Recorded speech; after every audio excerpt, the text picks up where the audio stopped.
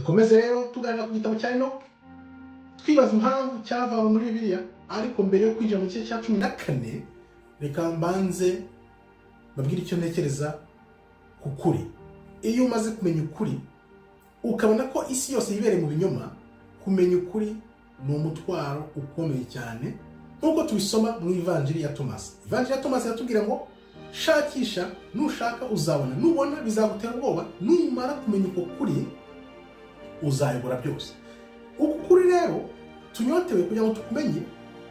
Isi yose mu gihe yibereye mu binyoma, iyo ukumenye ni umutwaro ukomeye kugira ngo uwusangize abandi.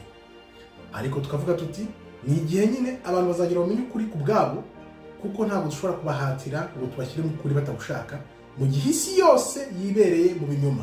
Reka twinjire rero mu gice cya 14 cy'igitabo cya Enoki, turebe ibyo Enoki atubwira yiboneye mu iyerekwa. Enoki igice cya 14. Igitabo cy'amagambo yo gukiranuka no gucyahwa kw'abazamu b'iteka dukurikije itegeko ry'isumba byose muri iryo yerekwa. Nabibonye mu nzozi, ntabivuze ubu nkoresheje ururimi rw'inyama hamwe n'umwuka wo mu kanwa kanjye. Ibyisumba byose yahaye abantu kuganira nabo no kubyumva n'umutima, nk'uko yaremye kandi igaha umuntu imbaraga zo kumva inyurabwenge, ni nako yandemye imbaraga zo gucyaha abarinzi, abana b'ijuru. Nanditse icyifuzo cyawe kandi mu iyerekwa ryanjye byagaragaye gutya, ko icyifuzo cyawe kitazasubizwa mu minsi yose, mbese iteka ryose. Kandi amaherezo y'urubanza rwaguciriweho, yego nibyo, icyifuzo cyawe ntikizasubizwa. Kandi guhera ubu ntuzajya mu ijuru ubuziraherezo, kandi kubera ko wabaye imbata y'isi, itegeko ryasohotse kugira ngo riguhambire iminsi yawe yo mu isi. Kandi mbere y'ibyo uzaba wabonye kurimbuka bawe ukunda, kandi uzabishimira, ariko bazagwa imbere yawe bazize inkota. Kandi icyifuzo cyawe mu izina ryabo ntikizemerwa, cyangwa se ubwawe nyirizina, nubwo warira ugasenga ukavuga amagambo yose akubiye mu nyandiko nanditse, ntibizahinduka. Kandi iyerekwa naribonye gutya, dore mu iyerekwa ibicu byarantumiye, maze igihu kirampamagara, inzira y'inyenyeri n'inkuba byihuta kandi biranyihutisha. Kandi n'umuyaga mu iyerekwa watumye nguruka kandi unzamura hejuru, unjyana mu ijuru. Umuyaga waramuzamuye umujyana he? Mu ijuru. Narinjiye negera urukuta rwubatswe n'amabuye abengerana kandi ruzengurutswe n'indimi z'umuriro. Rutangira kuntera ubwoba. Ninjiye mu ndimi y'umuriro, ngera hafi y'inzu nini yari yubatswe n'amabuye abengerana, kandi inkuta z'inzu zari zimeze nk'igorofa yubakishije amabuye abengerana, n'umusingi wayo wari wubakishije amabuye abengerana. Igisenge cyayo cyari kimeze nk'inzira y'inyenyeri n'imirabyo, kandi hagati hari abakerubi b'umuriro, kandi ijuru ryabo ryari rimeze nk'amazi abonerana.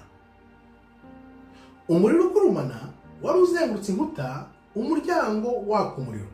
Nuko ninjira muri iyo nzu, hari hashyushye nk'umuriro kandi hanakonje nk'urubura.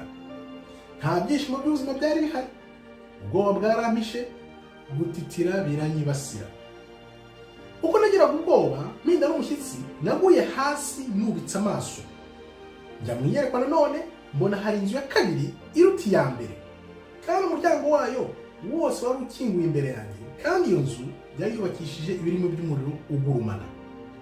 Kandi muri byose iyo nzu ya kabiri yarushijeho kuba nziza mu bwiza, ku buryo ntashobora kugusobanurira ubwiza bwayo n'ubunini bwayo. Kandi hasi hayo hari hubakishije umuriro, hejuru yawo hari imirabyo n'inzira y'inyenyeri, kandi igisenge cyayo nacyo cyakaga umuriro.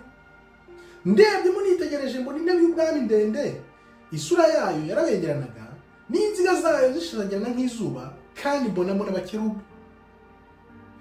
Kandi munsi y'intebe y'ubwami haturukaga amasoko y'umuriro ugurumana ku buryo ntashobora kurebamo. Nyiricyubahiro cyinshi yari yicayeho, imyambaro ye yabagirana kurusha izuba kandi yera kurusha urubura. nta mumarayika n'umwe washoboraga kwinjira cyangwa se kureba mu maso he kubera ubwiza n'icyubahiro cy'isumba byose. Nta muntu n'umwe washobora kumureba mu maso. Umuriro ukurumana wari umuzengurutse kandi uwo mwinshi wari uhagaze imbere ye, kandi nta muntu n'umwe washoboraga kumwegera. Ibihumbi 10 n'ibihumbi byari bihagaze imbere ye, ariko nta mujyanama n'umwe yari akeneye.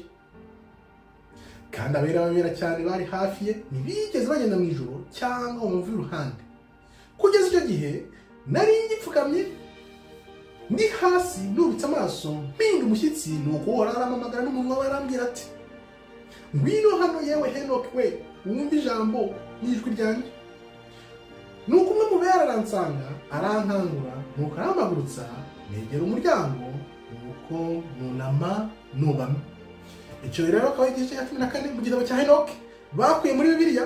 Urumva ko iri ni ijambo ry'umwimerere ry'uko ubwami bw'Imana bumeze, uko Henoki yabyeretswe mu iyerekwa, akaba yabitwandikiye kugira ngo tubimenye, ariko umubisha akaba yarabiduhishe.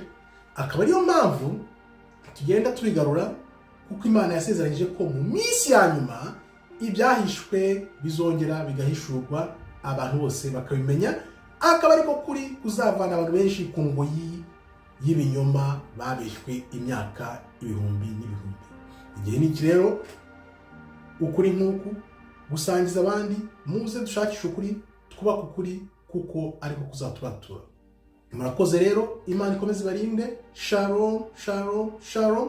Ariko ntibibagirwe kwiyandikisha kugira ngo tujye tuganira ukuri nk'uku muri video zitaha.